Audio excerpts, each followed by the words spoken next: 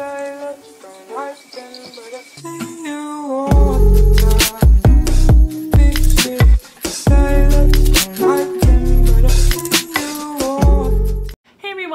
today I'm going to be doing my October wrap-up and my November TBR. So in the month of October, I read 5 books in total, and I'm really proud of that because if you guys know, in August I didn't read really anything. September was a little bit better for me. October was definitely a lot better. So in the beginning half of October, from the 1st to the 15th, I had the Latinx Book Bingo readathon, so I have a few books from that readathon, and then I have 2 books that were not part of the readathon. So the first book that I read in the month of October was Ruined by Amy Tintera, and actually, funny story, the cover of this book is ruined.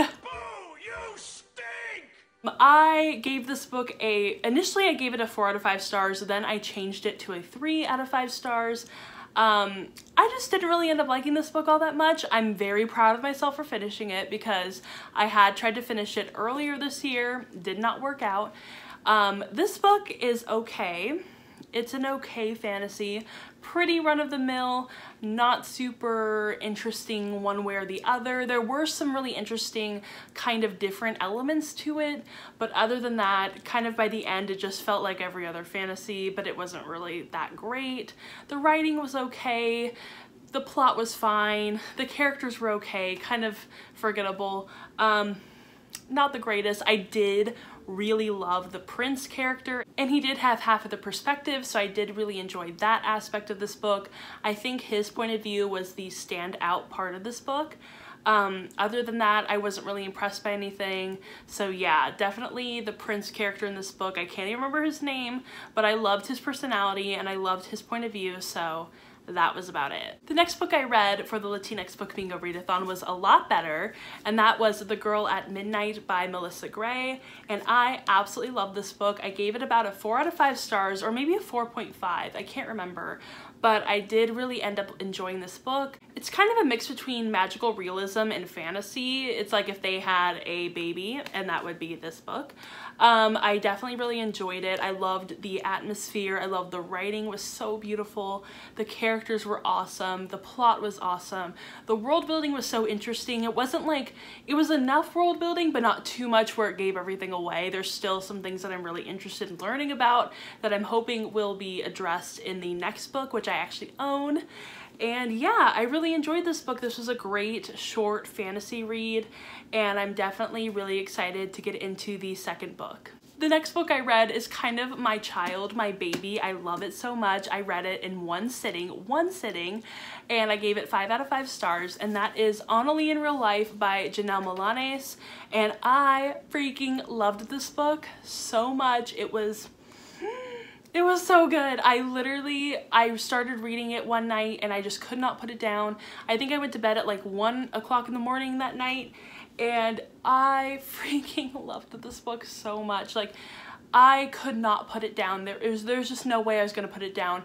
This is a book about a girl, and she is really into this kind of role-playing game online, and she has this guy that she plays with that she's never met before, but she has a huge crush on. And one day when the most popular guy in school is kind of like, hey, let's be in a fake relationship, I want to make my ex-girlfriend jealous, and Annalee wants to make her crush jealous,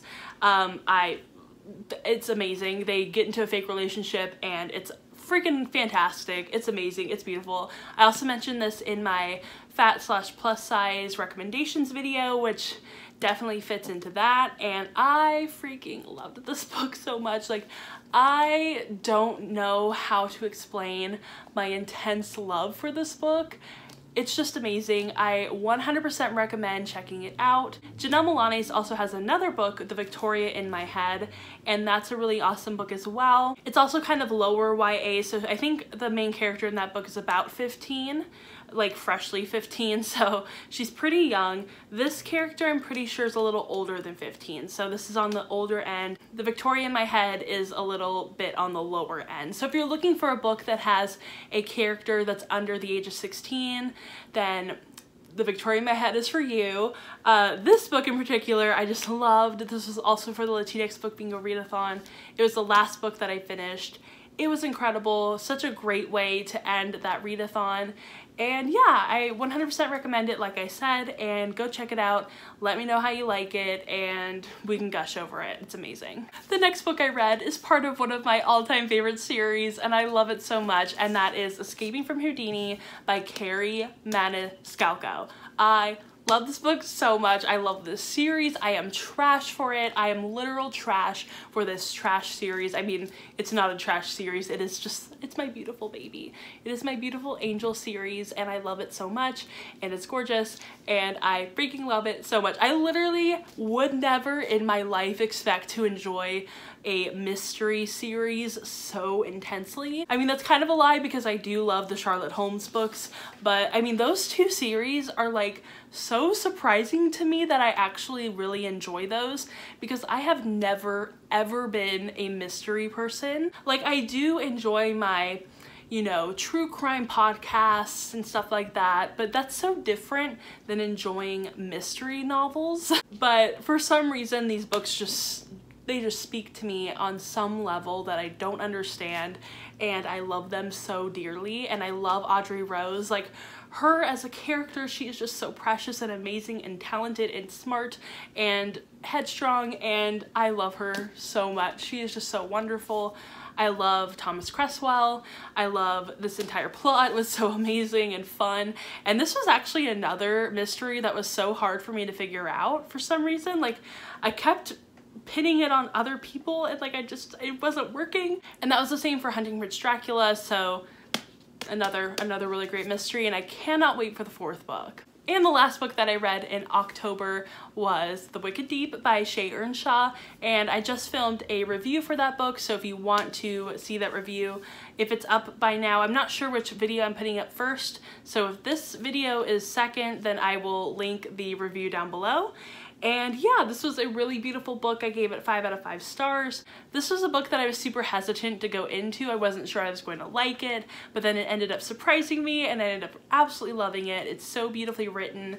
It's so atmospheric. And if you're looking for something to listen to while you're reading this book, go listen to London Grammar, because that's what I listened to, and it was beautiful. It made me cry. So yeah, I love this book. Okay, so on to the books that I am planning on reading for the month of November. So currently I am reading The Diviners by Libba Bray, and I am about, I think, like 130 something pages into it. I actually started this book at around page 100 because I had already read a lot of the audiobook, so I just kind of wanted to start from a place that I was pretty familiar with, but, you know, wasn't too far off into like the depths of this book, because it's quite a massive book. I actually got this copy from a book sale in town, so I think I paid, let's see how much I paid for this book. I paid $2 for this book. It's gorgeous. Look it. Oh my gosh. I'm pretty sure this is actually a first edition, so that's why it's so beautiful. But yeah, I'm really enjoying my time reading this as a physical copy. For some reason, I was just not meshing well with the audiobook, but the audiobook is really beautiful and it's really well done. So if you like audiobooks and if you're looking for a good one to get into, definitely try out The Diviners. It just wasn't for me for some reason, and I'm really enjoying it a lot more as a physical book. So the next book might come as a bit of a shock to you guys, but I did love this book last year when I first read it. But there's actually a readathon going on right now. I can't remember the name of the readathon, but I'll link it down below because I just joined this readathon, I think. I think I'm going to be doing it, and that is Throne of Glass by Sarah J. Maas. So hear me out. I have this book. I don't know what to do with it. I was trying to figure out if I was going to give it away, sell it, put it back on my bookshelf. I wasn't sure what to do with it because I own it and I don't just want to like throw it away or something. Like, that seems so wasteful to me. So I figured that maybe I would reread it and like annotate it and kind of see if I still have the same feelings that I had when I first read it.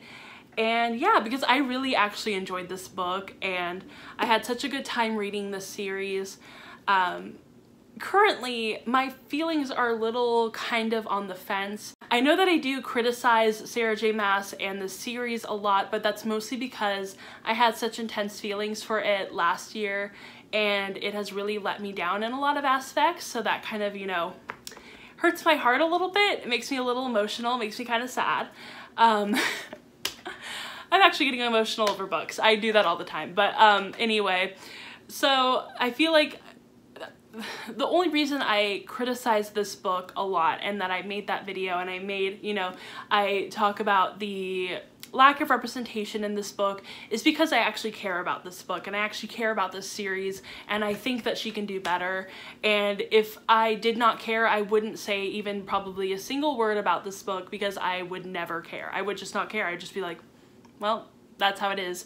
So when I criticize things, it's because I care. It's because I genuinely care about this series and I want this series and I want Sarah J Maas to do better.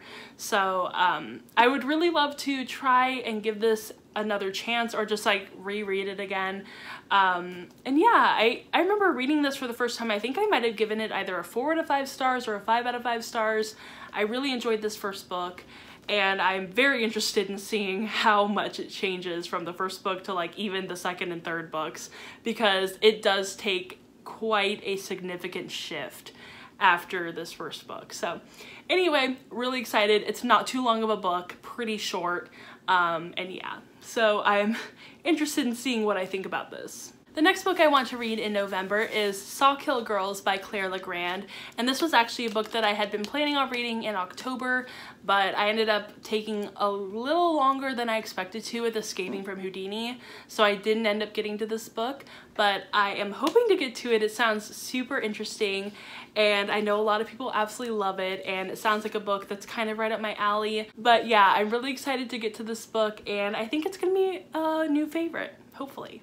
And the very last book that I'm planning to read in the month of November is Legendary by Stephanie Garber. So I read Caraval earlier this year and I absolutely loved it so much. The audiobook is so addicting and intense and beautiful and so well done. Like, I fell in love with Caraval through that audiobook.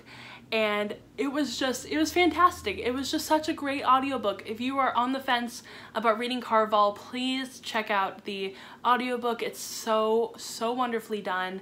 And I think you're gonna like Caraval if you read the audiobook. Anyway, this book came out, I think,